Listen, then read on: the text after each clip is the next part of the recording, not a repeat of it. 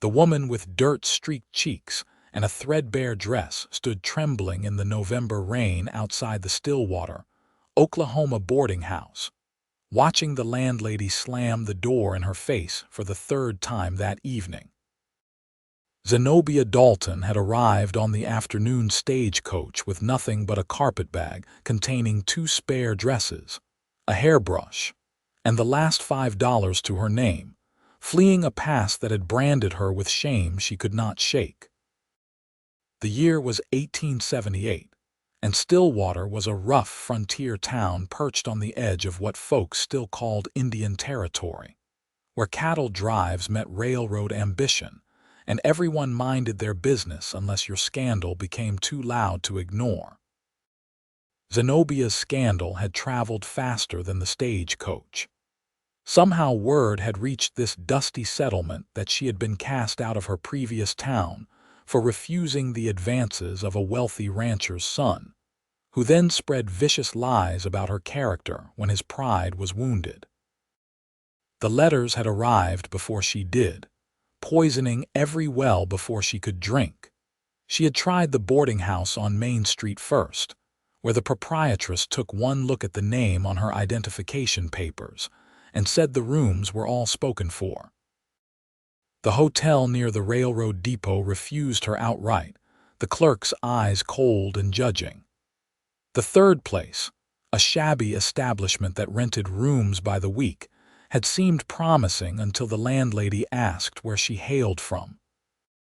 The moment Zenobia mentioned Guthrie, the woman's face had hardened like cooling iron. Now the rain was coming down harder, turning the street into a river of mud. Zenobia pulled her thin shawl tighter around her shoulders, teeth chattering as the cold November wind cut through the worn fabric of her dress. She had nowhere to go. The stagecoach had already departed, and she lacked the funds for a ticket elsewhere, even if it had remained. Night was falling fast, painting the sky in shades of purple and gray that promised a bitter evening ahead. She walked along the wooden sidewalk, boots squelching in the puddles that had formed between the planks.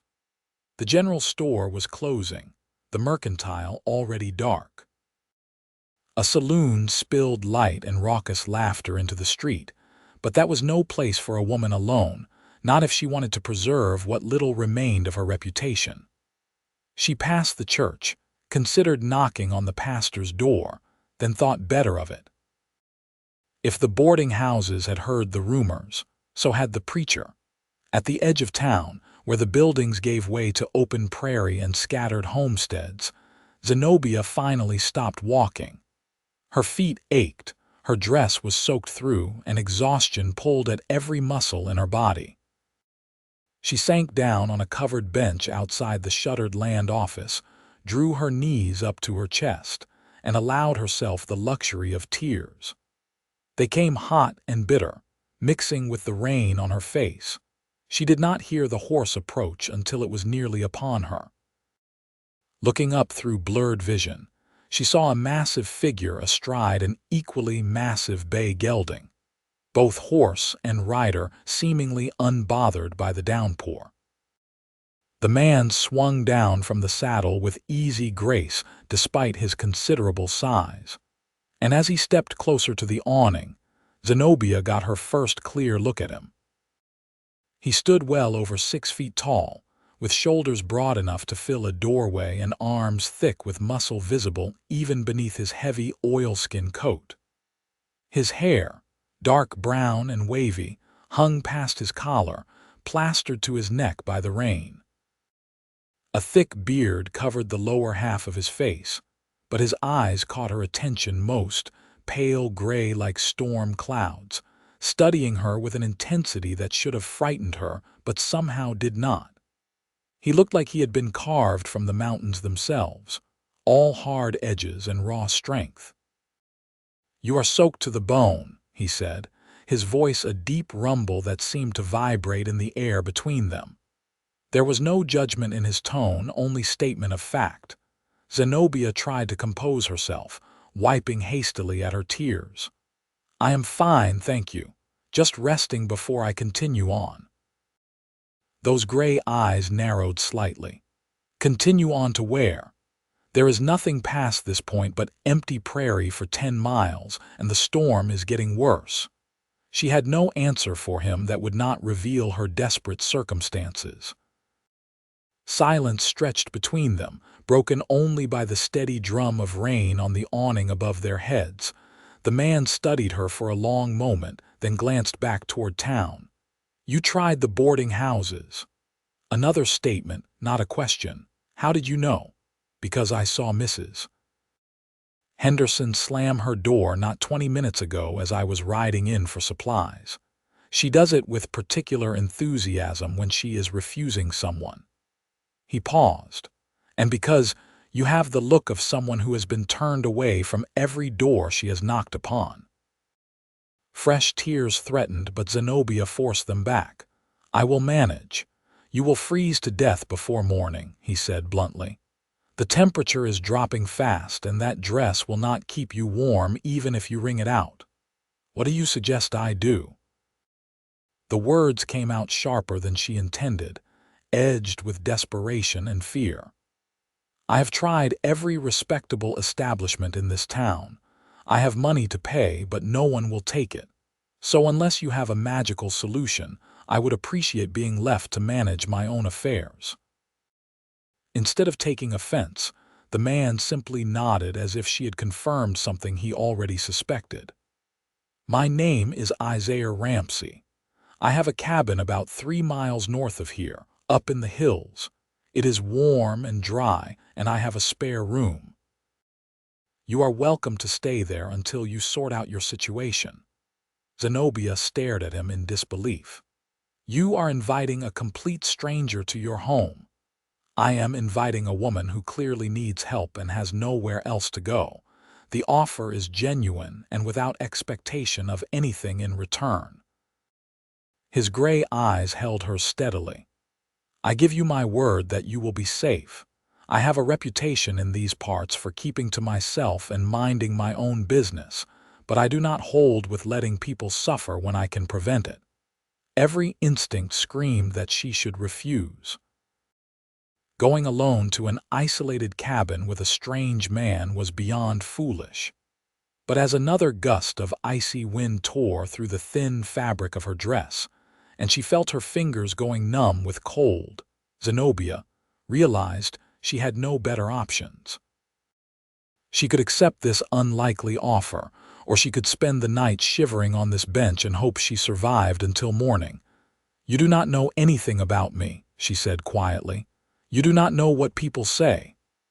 "I do not care what people say," Isaiah replied. "I care that it is cold, you are wet, and you need shelter. Everything else is noise." Something in his certainty made her decision easier. Zenobia stood on shaking legs. "I accept your offer, Mr. Ramsey, and I thank you for your kindness." He nodded once, then moved to his horse and untied a thick wool blanket from behind his saddle. Shaking it out, he draped it around her shoulders, and the immediate warmth made her gasp. "Can you ride?" "Yes, though it has been some time." "Good. We will ride together to keep you steady." It is a short journey, but the trail can be treacherous in this weather.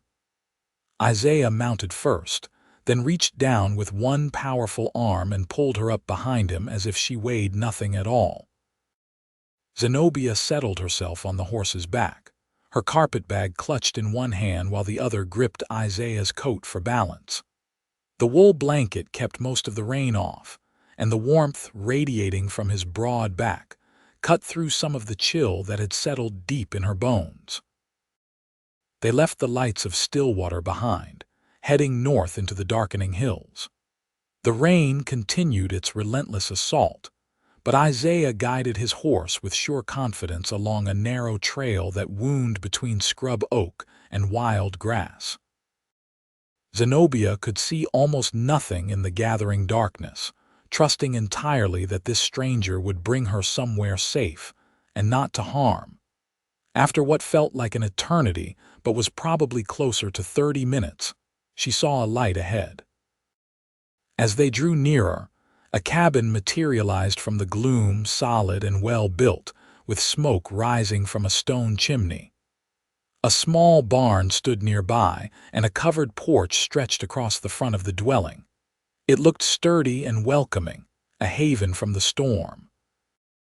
Isaiah dismounted and helped her down, his hands firm but gentle. "Go on inside and get warm. I need to see to the horse, but I will join you shortly." Zenobia climbed the porch steps and pushed open the door, stepping into warmth that made her skin prickle. The cabin's interior was simple but comfortable, with a large stone fireplace dominating one wall, its flames dancing cheerfully. A rough-hewn table and chairs occupied the center of the room, and she could see doorways leading to what she assumed were a bedroom and perhaps a storage area. Everything was clean and orderly, which surprised her somehow, as if she had expected a bachelor living alone to maintain a slovenly existence. She set down her carpetbag and moved closer to the fire, holding out her hands to the warmth. Her dress steamed as it began to dry, and feelings started to return to her frozen fingers and toes in painful tingles. She was still standing there when Isaiah entered, having apparently stabled his horse with remarkable speed. "There are dry clothes in the bedroom through that door," he said, pointing to the left. "They will be too large, but better than what you are wearing. I will make coffee and something hot to eat." Zenobia found herself in a bedroom that was as neat as the main room, with a large bed covered in quilts and furs. On the bed lay a flannel shirt and a pair of trousers with a length of rope for a belt. She changed quickly, her modesty preserved by the closed door, and found that Isaiah had been right. The clothes swallowed her small frame, but they were blissfully dry and warm. She rolled up the sleeves and pant legs as best she could, cinched the rope around her waist, and emerged feeling more human than she had in hours. Isaiah glanced at her, and something that might have been amusement flickered in his eyes, but he said nothing about her appearance. Instead, he handed her a tin cup filled with steaming coffee. "Drink this. I am heating up some stew." She accepted the cup gratefully, wrapping both hands around it and inhaling the rich aroma. The first sip burned her tongue, but she did not care. The warmth spread through her chest, chasing away more of the cold. She watched as Isaiah moved around the small kitchen area with efficient competence, stoking the cookstove and setting a pot to heat. "Why are you helping me?" she asked finally, the question that had been gnawing at her since he first offered shelter. Isaiah was quiet for a moment, stirring the pot thoughtfully. "About 8 years ago, I was working a mine up in Colorado. There was a cave-in. 3 men died, and I was trapped for nearly 2 days before they dug me out. When I finally saw daylight again, I made a promise to myself that if I ever had the opportunity to help someone in genuine need, I would not turn away." He looked at her directly. "You needed help. I had the means to provide it. It is that simple." "Nothing is that simple," Zenobia said softly. "People are complicated, situations are complicated." "Maybe so, but the basic choice is not. You help or you do not. Everything else is just excuses." She had no argument for that philosophy, blunt and unadorned as it was. They fell into silence as Isaiah ladled stew into bowls and brought them to the table. Zenobia sat and tasted the food tentatively, then with more enthusiasm as her empty stomach reminded her that she had not eaten since early morning. The stew was simple, meat and vegetables in rich broth, but it tasted like the finest meal she had ever consumed. "This is very good," she said. "Thank you. You are welcome." Isaiah ate with the focused attention of a man who viewed food as fuel rather than entertainment. When he had finished, he pushed back his chair. "You can have the bedroom. I will sleep out here by the fire." "I cannot take your bed," Zenobia protested. "You have already done too much. The bed is yours," he said with quiet finality. I have slept in far worse places than in front of a warm fire. We can discuss your plans in the morning when you are rested." She wanted to argue further, but exhaustion was pulling at her with insistent hands.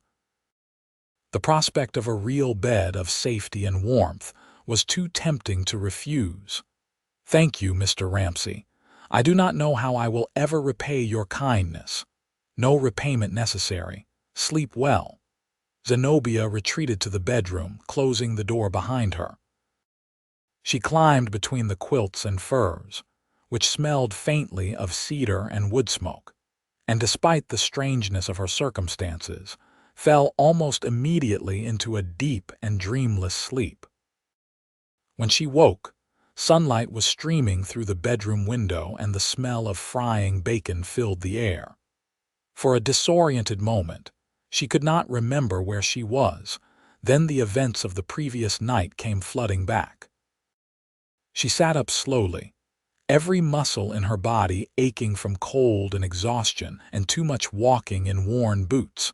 Her dress had been hung to dry by the fire at some point during the night, she discovered when she emerged from the bedroom. It was still slightly damp but wearable.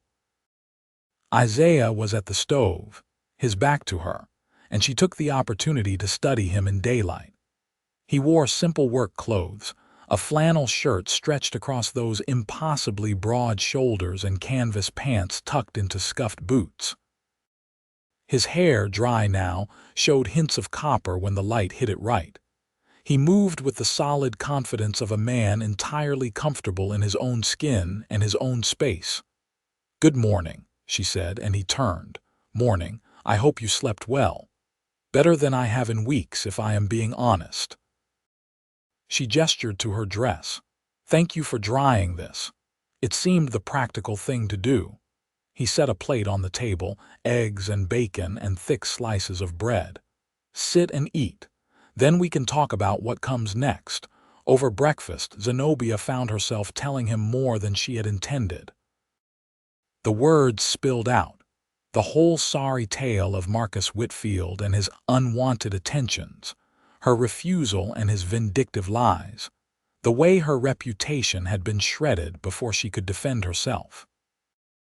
She told him about fleeing Guthrie in the middle of the night, hoping to start fresh in Stillwater, only to discover that the poison had spread ahead of her. Isaiah listened without interruption, his expression neutral but his eyes attentive. When she finally fell silent, he was quiet for a long moment. "What do you want to do?" he asked. "Do you want to keep running, try another town further away, or do you want to stay and rebuild here?" "I do not know if I can stay," Zenobia admitted. "If no one will rent me a room or give me work, how can I build any kind of life?" "You can stay here," Isaiah said. "I have the space, and I could use help around the property. I trap and hunt, sell furs and meat in town. I also do some carpentry work when folks need it.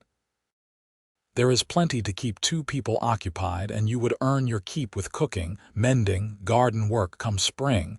It would be a fair arrangement." Zenobia stared at him. "Mr. Ramsey, I cannot possibly stay here. What would people think?" "They already think the worst of you based on lies," he pointed out. "What do you have to lose?" "My last shred of dignity. Any hope of a decent future." Isaiah leaned back in his chair, studying her. "Or you could show them that you are strong enough to survive despite their judgment. You could build a life here on your own terms, not theirs. And for what it is worth, I do not believe the lies. I trust what I see with my own eyes, and what I see is a woman with courage who has been dealt a poor hand but is still fighting." The words settled into her chest, warm and unexpected. No one had spoken to her with such straightforward respect in longer than she could remember. "You barely know me." "I know enough. I know you could have lied to me last night, made up some story to gain sympathy, but you answered my questions honestly even when it clearly pained you. I know you thanked me for a simple kindness when many would take it as their due. I know you have manners and grace even when you are exhausted and frightened. That tells me plenty about your character." Zenobia felt her eyes growing hot with unshed tears. What would the arrangement be, specifically? You would have the bedroom. I am comfortable sleeping out here or in the loft when the weather is warmer. You would handle the domestic work that I frankly neglect when I am alone.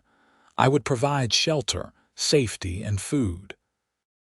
Any money you earn from selling eggs or butter or whatever you choose to produce, that is yours to keep. I would take nothing from it. And if people talk, people will talk regardless. At least this way you would have a roof over your head while they waste their breath. It was insane. It was possibly the worst idea she had ever heard. It was also the only option that did not involve sleeping on the street or leaving Oklahoma entirely with no destination in mind.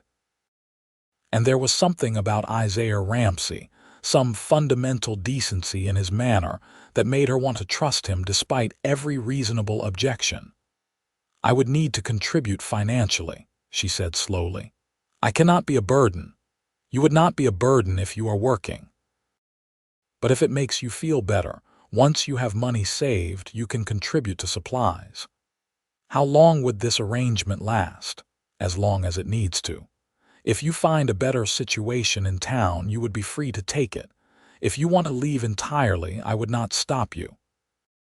But the offer stands as long as you need it. Zenobia took a deep breath. Then I accept, Mr. Ramsey, and I will do my best to be useful and not cause you any trouble. Isaiah, he corrected. If we are going to be living under the same roof, we should probably use first names. Isaiah, then.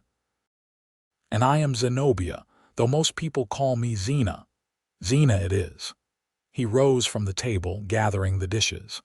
I need to check my trap lines today. You can settle in and familiarize yourself with the place. The pantry is stocked, and if you feel up to it, the place could use a proper cleaning. I do my best, but I know I miss things. Left alone as Isaiah departed with his rifle and a pack, Zenobia explored her new temporary home more thoroughly.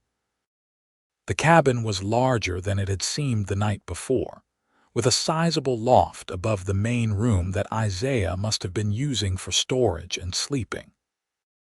The main room held the kitchen area, the table, a pair of comfortable chairs near the fireplace, and shelves lined with books, which surprised her.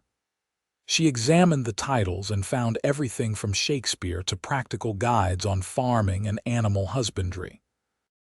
The pantry was indeed well stocked with flour, beans, rice, and preserved vegetables in jars. A root cellar access through a door in the floor held potatoes, onions, and carrots. Outside, she found a chicken coop with 6 hens and a rooster, a smokehouse, and a well with a sturdy pump. The property was clearly the work of a man who valued self-sufficiency and planned carefully. Zenobia spent the day cleaning, which was as much about occupying her mind as it was about contributing to the household. She scrubbed the floors, beat the dust from the rugs, wiped down every surface she could reach. She washed the windows until they gleamed and organized the pantry shelves with a precision that probably bordered on excessive. By the time Isaiah returned as the sun was setting, the cabin looked transformed. He stopped in the doorway and surveyed the space with an expression she could not quite read. "You have been busy."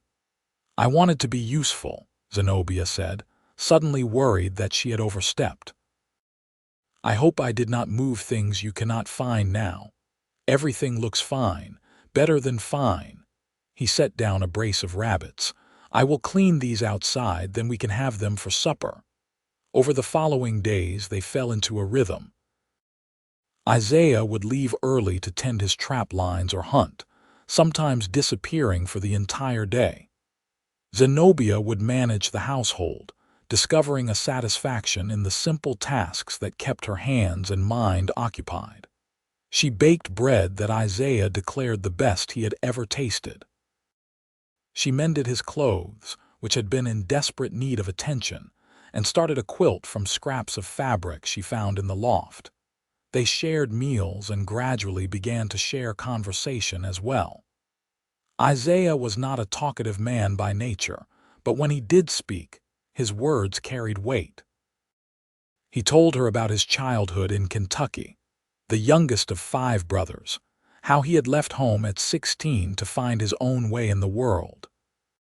He had worked as a miner, a logger, a ranch hand, and a dozen other jobs before finally settling in the Oklahoma hills where he could live by his own labor and answer to no one. Zenobia, in turn, told him about her parents who had died in a cholera outbreak when she was 14, leaving her to the dubious care of an aunt who viewed her as little more than unpaid help. She had worked as a seamstress in Guthrie, saving every penny she could, dreaming of opening her own shop someday. Then Marcus Whitfield had taken notice of her, and all her careful plans had crumbled into dust. "You could still have your shop," Isaiah said one evening as they sat by the fire, him carving a piece of wood and her working on her quilt. "There is nothing stopping you from sewing here and selling your work. Who would buy from me? People who need clothes mended or made." Prejudice has its limits when a woman's Sunday dress needs altering or a man needs a new shirt. Money talks louder than gossip. She considered that, the seed of an idea taking root. "I would need fabric and proper supplies. Make a list. I will pick them up next time I go to town. People will ask questions if you are buying sewing supplies. Let them ask." His knife moved steadily, shaving away curls of wood. "I do not explain myself to gossips." True to his word, Isaiah returned from his next trip to Stillwater with a package of fabric, needles, thread in multiple colors, and a paper of pins. Zenobia had not asked him to spend his money on her supplies, but when she tried to refuse, he simply set the package on the table and walked away to tend to his horse. That night, she began work on a shirt for him, measuring by eye and years of practice. The flannel was good quality, dark green that would complement his coloring. She worked by firelight after the supper dishes were cleared, her needle flying through the fabric with sure skill. Isaiah watched her from his chair, that inscrutable expression on his face. "You are very good at that," he observed. "I should be. I have been sewing since I was old enough to hold a needle without stabbing myself too badly." She bit off a thread and started another seam. "My mother was a seamstress before she married my father. She taught me everything she knew." "She would be proud of you." The simple statement caught Zenobia off guard. No one had suggested her mother would be proud of her in years. The aunt had certainly never said it, and the people in Guthrie had made it clear they thought her a disgrace. Tears pricked at her eyes, but she blinked them away and focused on her sewing. The shirt was finished 2 days later. She presented it to Isaiah shyly, worried suddenly that it would not fit or that he would not like it. He took it and disappeared into his bedroom, emerging moments later wearing it. The fit was perfect, neither too tight nor too loose, the shoulders sitting exactly where they should. The color brought out the gray of his eyes. "This is the finest piece of clothing I have ever owned," he said quietly. "Thank you, Zena. It is a small thing compared to everything you have done for me. It is not a small thing. It is craftsmanship and care, and I will treasure it." She did not know what to say to that, so she said nothing, but warmth spread through her chest that had nothing to do with the fire crackling nearby. As November gave way to December, the weather turned truly cold. Snow fell in heavy blankets, transforming the landscape into a world of white silence. Isaiah taught Zenobia how to handle the rifle, insisting that she needed to be able to defend herself and hunt if necessary when he was away. She proved a decent shot after some practice, and the pride in his eyes when she hit her target made her stand a little taller. They cut firewood together. Isaiah swinging the axe with powerful strokes that split logs as if they were made of soft butter, while Zenobia stacked the pieces in neat rows under the shelter of the porch. They tended the chickens together, checked the trap lines together, and gradually the work that had seemed like parallel efforts began to feel like a true partnership. She noticed things about him during those weeks. The way he always made sure she ate first, taking the smaller portion for himself without comment. How he would bank the fire at night so it would still be warm when she woke in the morning. The care he took with his tools and his animals, never rough or impatient. The way he looked at her sometimes when he thought she was not watching, an expression in those storm-gray eyes that made her pulse quicken. Zenobia tried to ignore the growing feelings in her own heart. Isaiah had offered her shelter and safety, nothing more. It would be foolish and presumptuous to imagine he saw her as anything other than a woman in need of help. She was damaged goods in the eyes of society, her reputation tarnished beyond repair. Why would a man like him, strong and capable and utterly self-sufficient, want anything to do with her beyond this practical arrangement? But the heart, she discovered, did not listen to logic. She found herself watching him work, admiring the play of muscles beneath his shirt, the competent way his large hands handled even delicate tasks. She noticed the rare smiles he gave her, small curves of his mouth beneath the beard that transformed his whole face. She memorized the sound of his voice, that deep rumble that made her feel safe and valued and seen. Christmas approached, and Isaiah asked if she wanted to attend the church service in town. Zenobia declined, not ready to face the judgment of the townspeople. Instead, Isaiah brought home a small pine tree that he set up in the corner of the cabin. Zenobia made decorations from scraps of fabric and paper, stringing them on thread to create garlands. On Christmas morning, she woke to find a package wrapped in brown paper on the table with her name on it. Inside was a beautiful bolt of deep blue cloth, soft and fine, more than enough for a dress. She emerged from the bedroom to find Isaiah stoking the fire and threw her arms around him in an impulsive hug.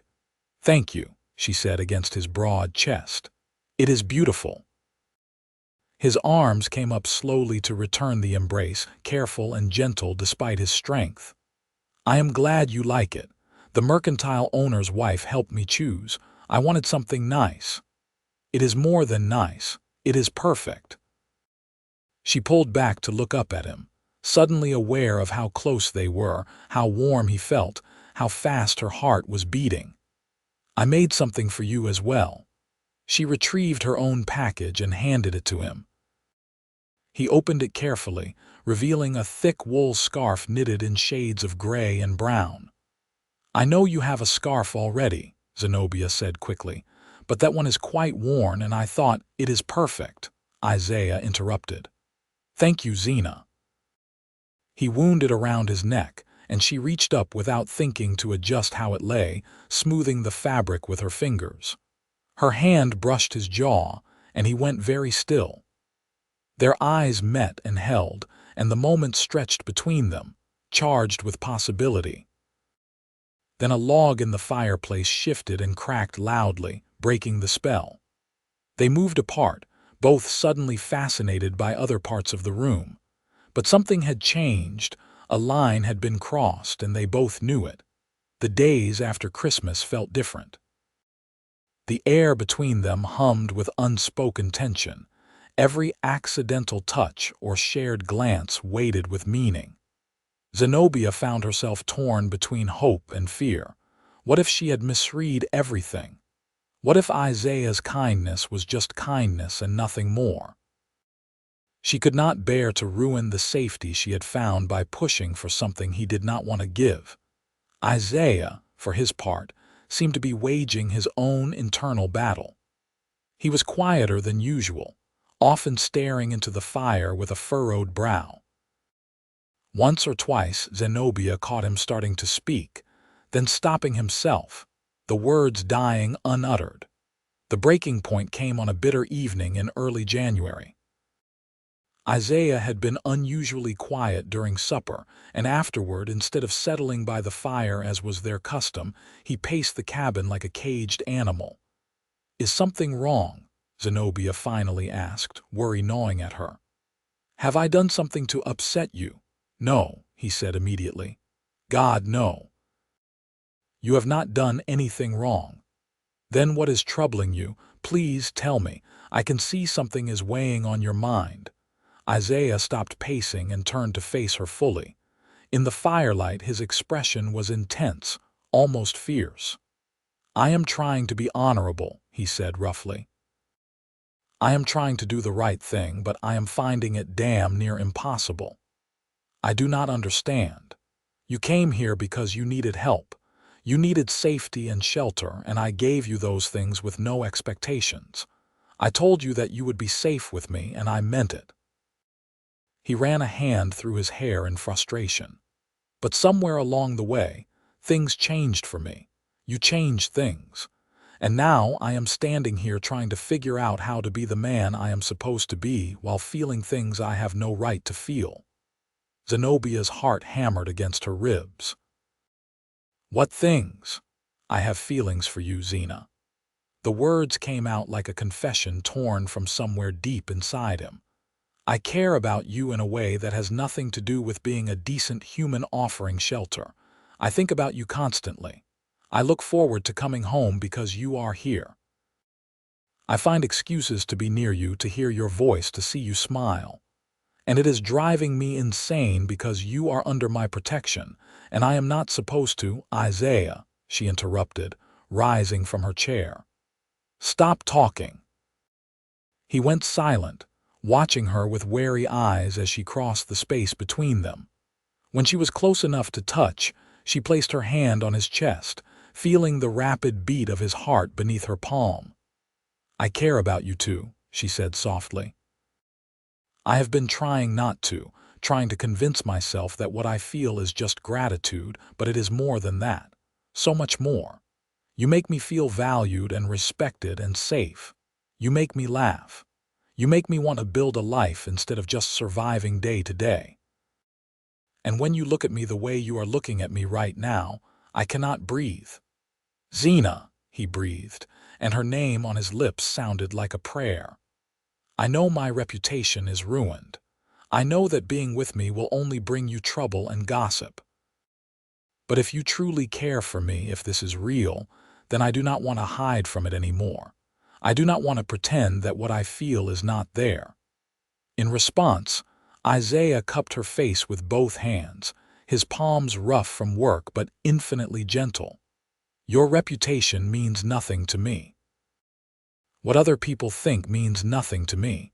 You are brave and strong and beautiful, and I would be honored if you would let me court you properly. We live in the same house," she pointed out, a smile tugging at her lips. "I think we are a bit beyond proper courtship. Then we will make our own version of proper." He leaned down, his forehead resting against hers. "May I kiss you, please?" she whispered. His lips met hers carefully, as if she were something precious that might break. The kiss was sweet and gentle, and filled with all the longing that had been building between them for weeks. Zenobia's hands slid up to his shoulders, feeling the solid strength of him, and she kissed him back with all the emotion she had been holding inside. When they finally broke apart, both breathing hard, Isaiah gathered her into his arms and held her close. "I will take care of you," he said against her hair. "I will protect you and provide for you and do everything in my power to make you happy. I promise you that." "I know you will," she said. "You already have been." They stood there for a long time, wrapped in each other's arms, the fire crackling warmly beside them. For the first time since her world had fallen apart in Guthrie, Zenobia felt like she had found her place, her home, her future. Over the following weeks, their relationship deepened and solidified. Isaiah was as good as his word, treating her with respect and care while making no secret of his affection. He held her hand as they walked the property. He stole kisses when the mood struck. He told her stories of his past and listened with genuine interest to hers. Zenobia flourished under his attention. The haunted look that had shadowed her eyes when she first arrived faded, replaced by light and laughter. She sang as she worked, her voice sweet and clear, filling the cabin with music. She experimented with cooking, creating meals that made Isaiah groan with appreciation. And she sewed, creating not just practical clothing but beautiful things, embroidering flowers on pillowcases, crafting quilts of intricate design. In February, Isaiah made his first trip to Stillwater since they had begun their relationship. He returned with supplies and a thoughtful expression. Over supper, he told her what had happened. "Mrs. Henderson at the boarding house asked about you," he said, watching her reaction carefully. "She wanted to know if you were still staying with me." Zenobia's stomach clenched. "What did you tell her?" "I told her that you were, and that you were doing very well. Then I told her that her decision to turn you away was her loss, because you are the finest woman I have ever had the privilege to know, and I intend to marry you if you will have me." Her fork clattered to her plate. "You told her what?" "I said I intend to marry you."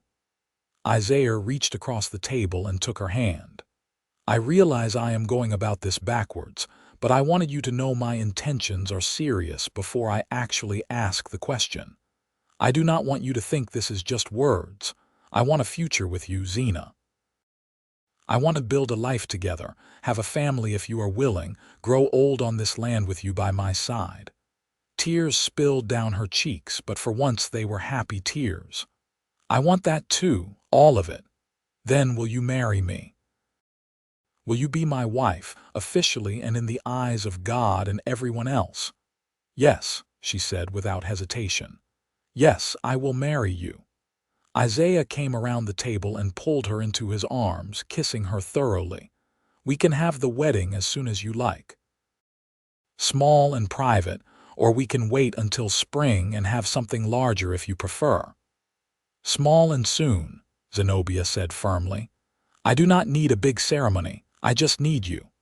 They were married 3 weeks later in the Stillwater church, with only the pastor and his wife as witnesses. Zenobia wore a dress she had made from the blue fabric Isaiah gave her for Christmas, simple but elegant. And she carried wildflowers that Isaiah had somehow found despite the winter cold. He wore his best clothes and the shirt she had sewn for him. And when he said his vows, his voice was steady and sure, promising to love and protect her for the rest of his days. The pastor's wife cried during the ceremony, moved by the obvious emotion between the couple. Afterward, she hugged Zenobia and whispered, "I am glad you found happiness, my dear. Pay no mind to what others say. Love is too precious to waste." They walked out of the church as husband and wife into the afternoon sunshine, and if people stared as they made their way to Isaiah's horse, neither of them cared. They rode back to the cabin together, Zenobia nestled against her husband's broad back, both of them eager to begin their married life. That night, in the bedroom that was now truly theirs to share, Isaiah made love to his wife with tenderness and passion. He worshipped her body with reverent hands, showing her without words how precious she was to him. And Zenobia, who had spent so long feeling unwanted and rejected, finally understood what it meant to be truly cherished. Their first year of marriage was filled with hard work and deep happiness. Spring came, and with it planting season. Isaiah cleared ground for a garden while Zenobia started seeds in pots on the windowsill. They worked side by side, building something real and lasting. Word of their marriage spread through Stillwater, and reactions were mixed. Some people condemned Isaiah for marrying a woman of questionable reputation. Others, particularly the women who had heard the truth of Marcus Whitfield's character through the reliable channels of frontier gossip, were more sympathetic. Slowly, cautiously, people began to seek out Zenobia's services as a seamstress. It started with the pastor's wife, who commissioned a new dress. Then a rancher's daughter needed a wedding dress. A cowboy wanted a shirt mended. One request led to another, and before long, Zenobia had more work than she could handle. Isaiah built her a workroom, a small addition to the cabin where she could spread out her fabric and keep her supplies organized. He made her a proper cutting table and shelves for storage. Zenobia cried when she saw it, overwhelmed by his thoughtfulness and the realization that her old dream of having her own sewing business was coming true, just in a different form than she had imagined. By summer, they were a familiar sight in Stillwater, the mountain man and his seamstress wife.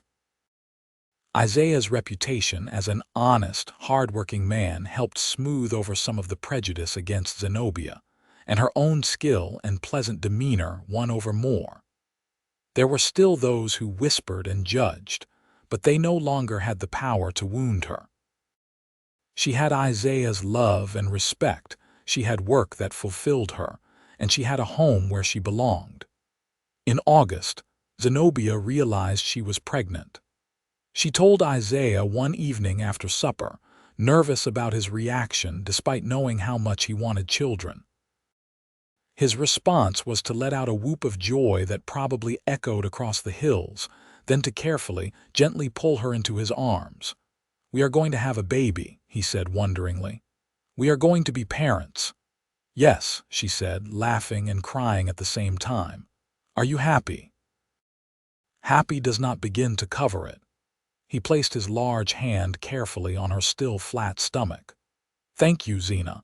Thank you for giving me this gift, for giving me everything."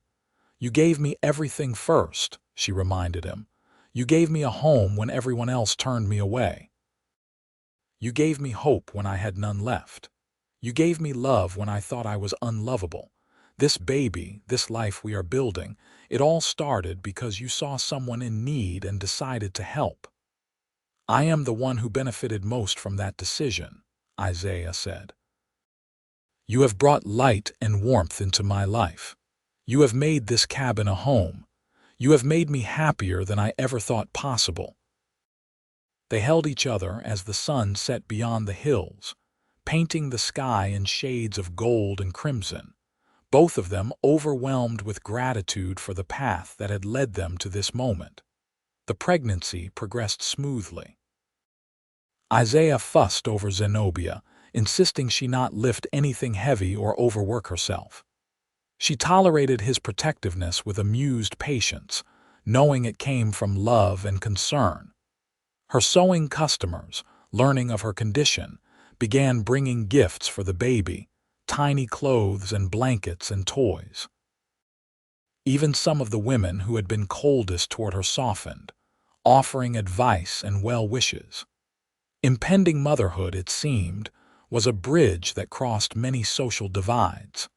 As winter approached again, nearly a year since Zenobia had first arrived in Stillwater, they prepared for the birth. Isaiah made a cradle from smooth pine, carving it with care and lining it with soft blankets. The pastor's wife volunteered to assist with the delivery, having served as midwife for most of the women in the area.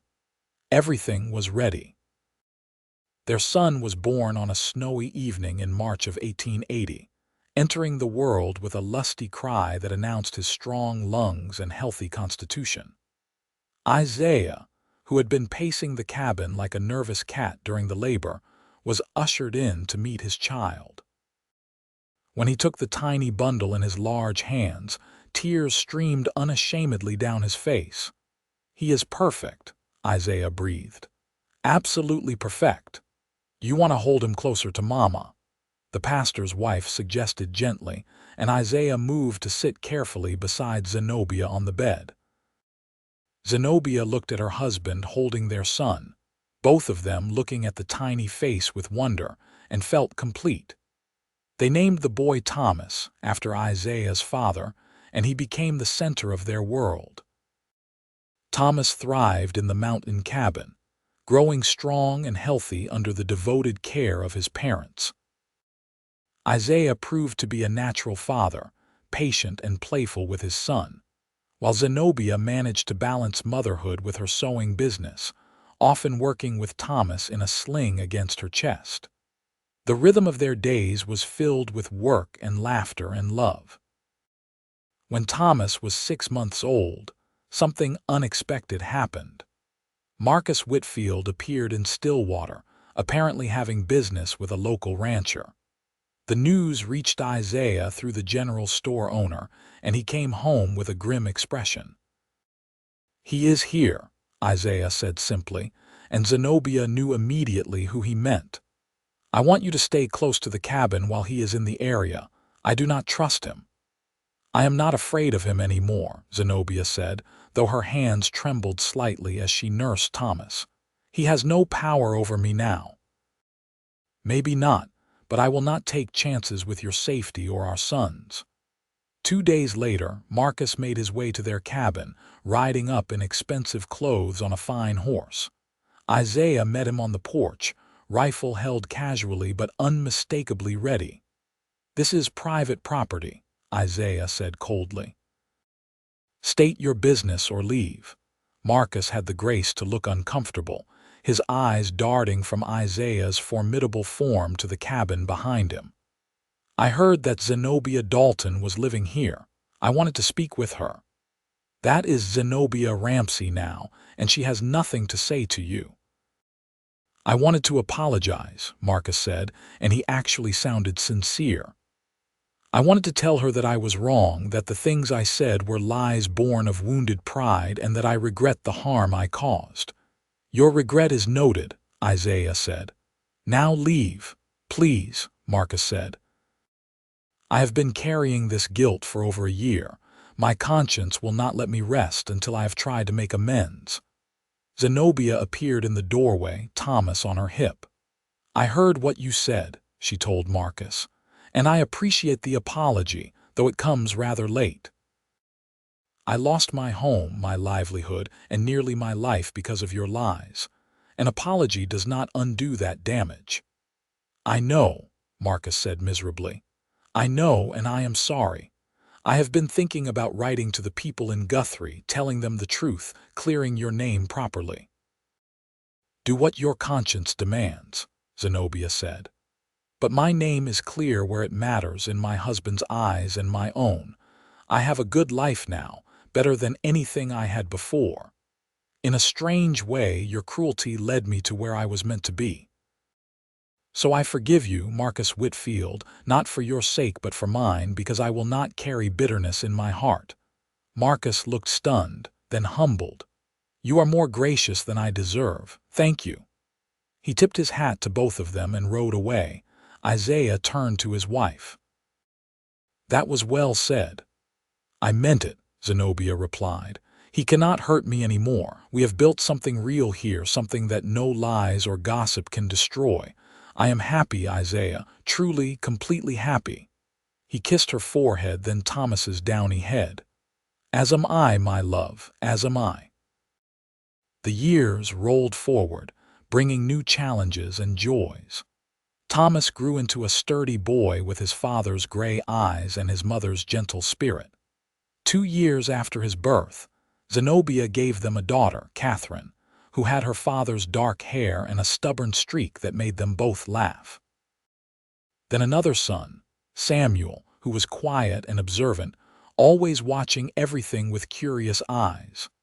The cabin was expanded to accommodate the growing family, with rooms added and a proper second floor built.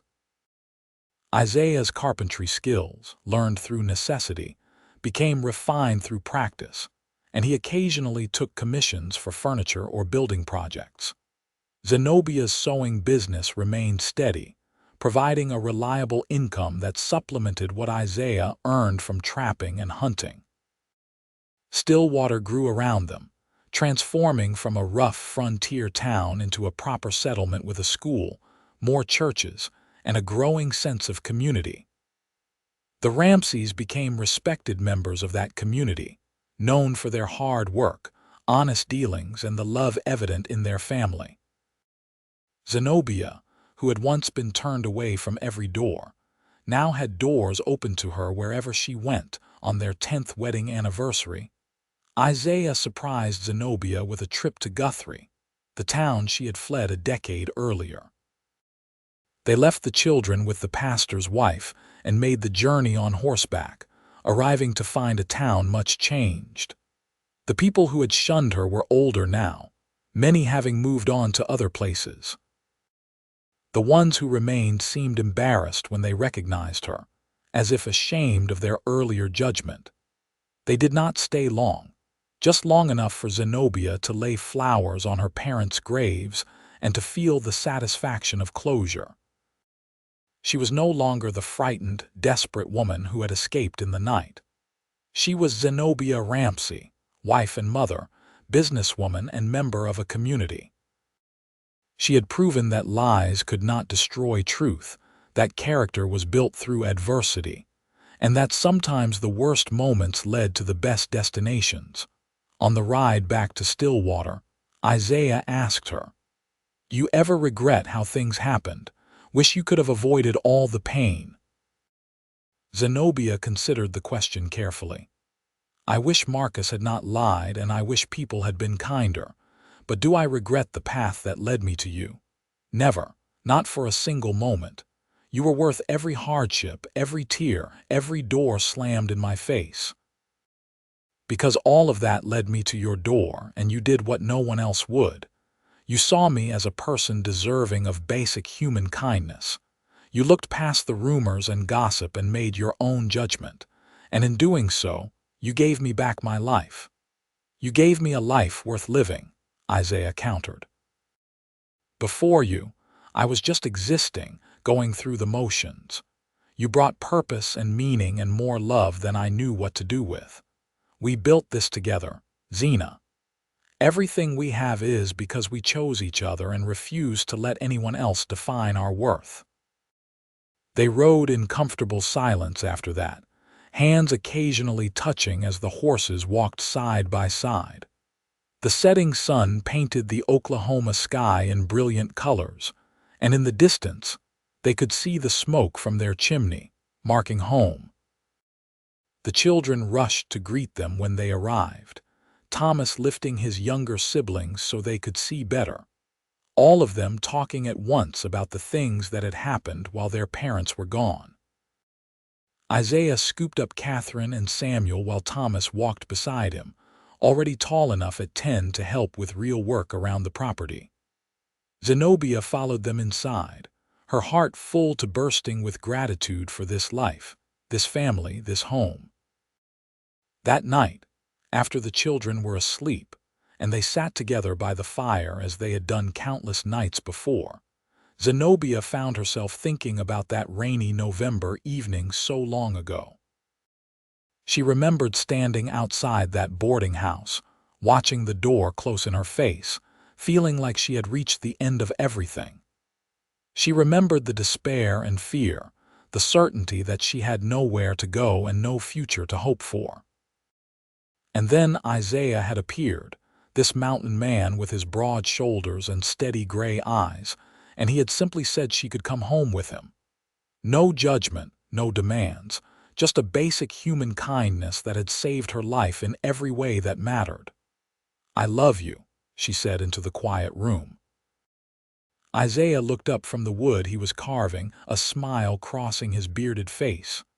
"I love you too. What brought that on? Just remembering. Just grateful." He set aside his carving and moved to sit beside her, pulling her close against his side. "I am the grateful one. Every day I wake up next to you, I thank God for bringing you into my life." "We found each other," Zenobia said. "Two people who needed each other, even though we did not know it at the time." "Best thing that ever happened to me," Isaiah agreed. "Seeing you that night, wet and shivering and clearly at the end of your rope, it was like something shifted inside me. I just knew I had to help, that you were important somehow. Turned out my instincts were right." "You gave me more than shelter," Zenobia said softly.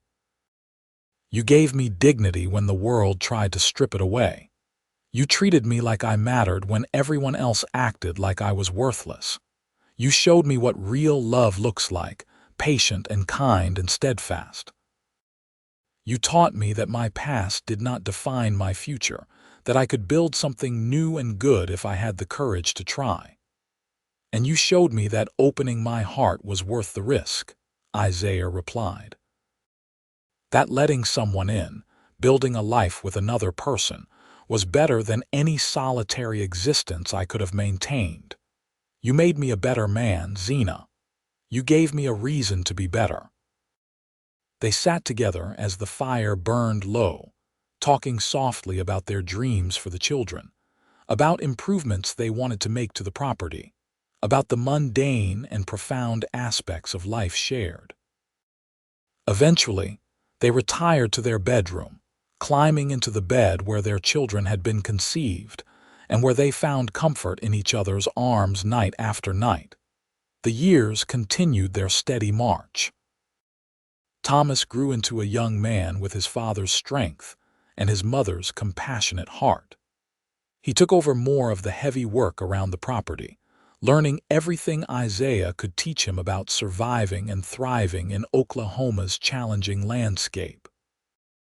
Catherine proved to have her mother's skill with needle and thread, creating elaborate embroidery that Zenobia displayed proudly. Samuel, the quiet observer, surprised everyone by developing a talent for drawing and painting, capturing scenes of frontier life with remarkable skill. 2 more children joined the family, twin girls born when Zenobia was in her early 30s, bringing the total to 5.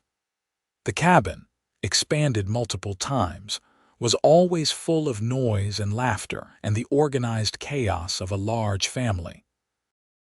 Isaiah built a separate workshop for Zenobia's sewing business, and she employed 2 young women from town to help with the increasing demand for her work. Their 20th anniversary arrived, and the community of Stillwater threw them a celebration at the church social hall.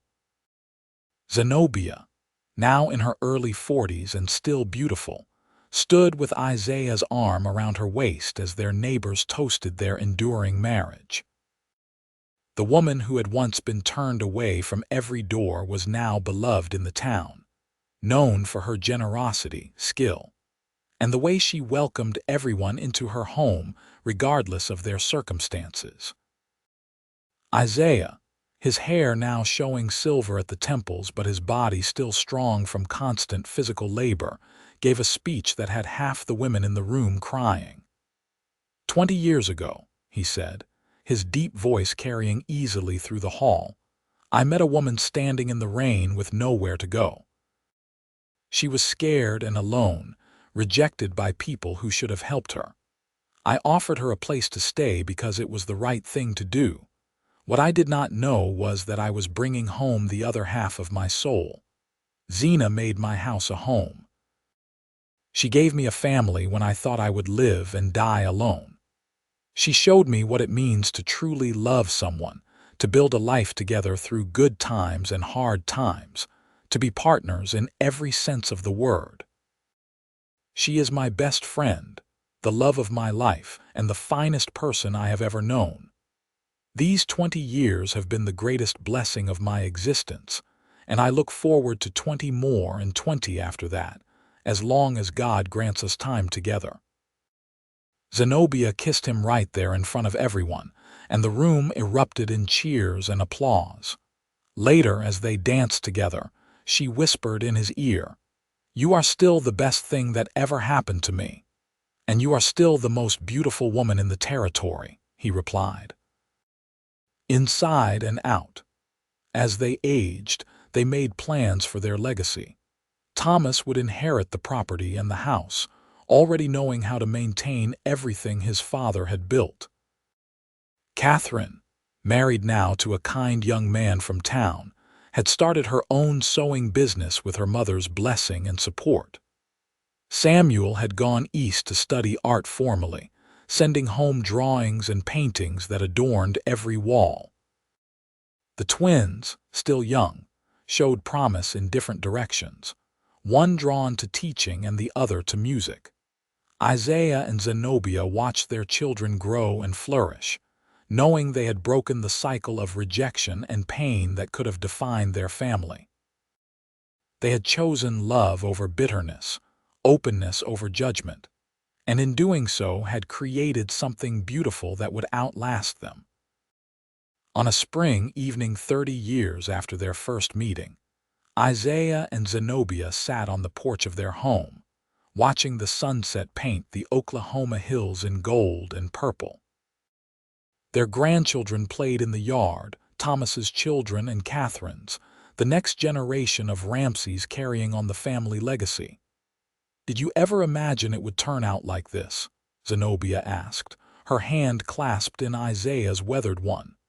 "Never," he admitted. "I thought I would live and die alone in these hills, answering to no one, responsible for no one. And then you came into my life and changed everything." "We changed everything together," she corrected gently. "You gave me the chance to rebuild, but I had to do the work. We both did." "True enough." Isaiah squeezed her hand. "I am proud of us, Zena. Proud of what we built, how we raised our children, the life we created against all odds.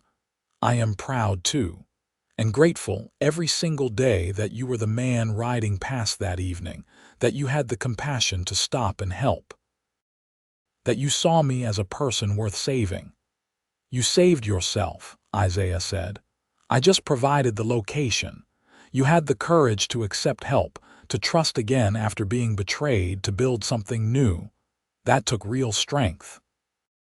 They sat in comfortable silence, holding hands as they had done for 3 decades, watching their grandchildren play and feeling the satisfaction of a life well lived.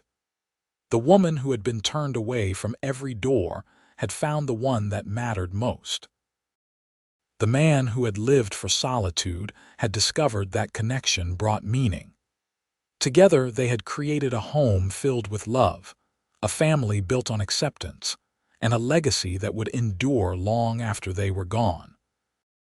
As the stars began to appear in the darkening sky, Isaiah pulled Zenobia closer, and she rested her head on his broad shoulder.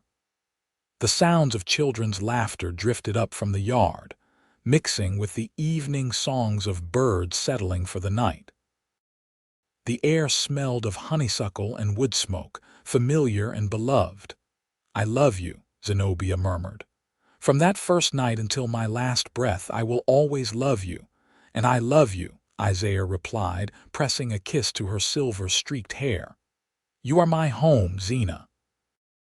You always have been, and you always will be." They sat together as the night deepened, two people who had found each other when they needed it most, who had built something lasting from the ashes of rejection and loss. The mountain man, and the woman he had welcomed when all others turned her away, still together after all these years, still in love, still grateful for the path that had led them to each other. In the years that followed, their story became part of Stillwater's history, told to newcomers as an example of compassion triumphing over prejudice, of love conquering judgment. Children grew up hearing about the seamstress who arrived with nothing and the mountain man who offered everything, and the lesson took root in the community's character. Stillwater became known as a place where people helped each other, where strangers were welcomed rather than turned away, where second chances were granted freely. Isaiah and Zenobia lived to see their children have children, and those children have children of their own. They grew old together in the home they had built, surrounded by family and love. When Isaiah finally passed in his sleep at the age of 78, Zenobia held his hand and whispered prayers of gratitude for the life they had shared.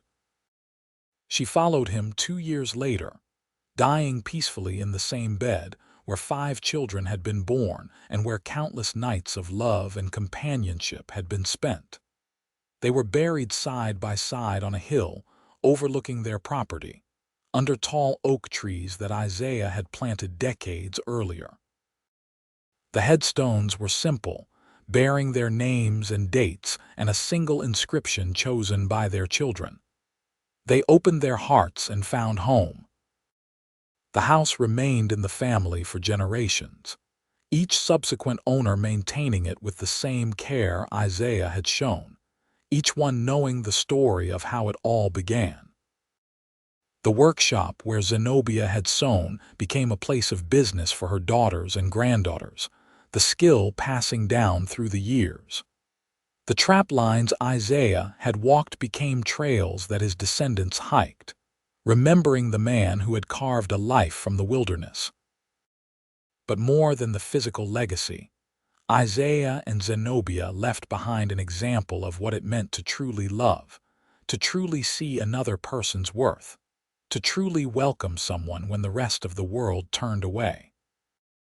Their story reminded people that a single act of compassion could change everything, that opening your door could save a life, that sometimes the people we help end up being the greatest gifts we receive. In Stillwater, Oklahoma, the name Ramsey became synonymous with generosity and acceptance.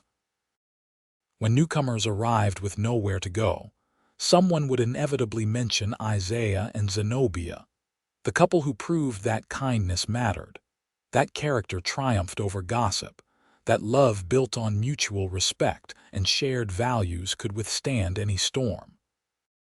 And on quiet evenings, when the sun set over the Oklahoma hills painting the sky in brilliant colors, people would sometimes pause and think about the mountain man and the woman he saved, about the life they built together, about the door that opened when all others closed.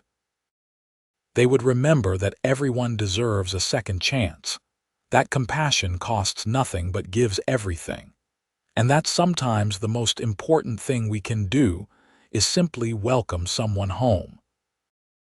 The legacy of Isaiah and Zenobia Ramsey lived on, not in grand monuments or public buildings, but in the hearts of the people they had touched, in the family they had raised, and in the example they had set.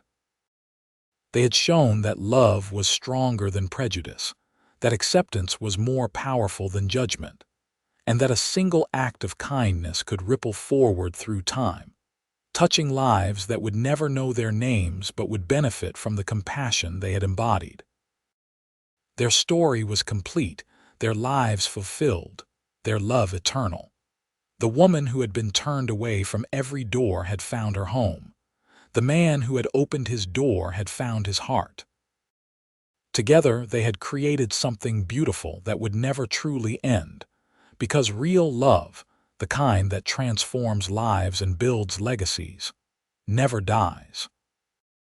It simply passes forward, generation to generation, teaching the timeless lesson that we all need each other, that we all deserve compassion, and that sometimes the bravest thing we can do is open our hearts and welcome someone in from the storm.